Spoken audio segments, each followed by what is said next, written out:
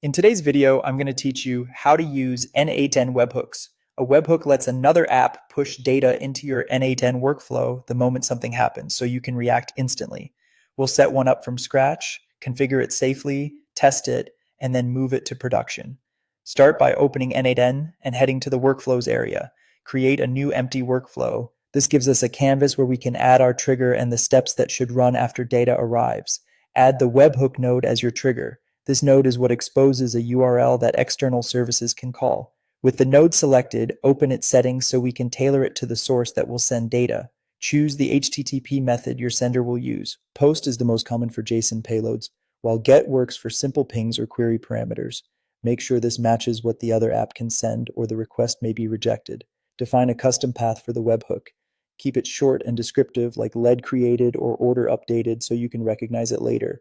n8n will show you a full URL that includes this path. Decide on authentication. For quick internal tests, none is fine. For anything exposed publicly, enable basic or header auth and store secrets securely. This prevents unauthorized calls from triggering your workflow. Click Execute Workflow to put the workflow into listening mode.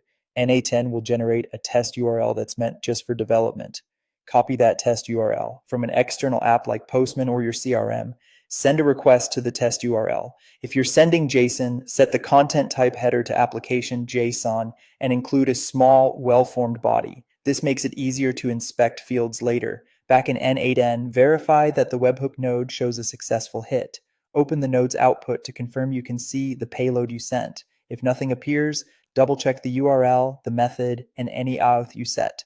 Now wire up your processing. Add nodes like Google Sheets to log rows, Slack to send alerts, or any transformation or branching you need.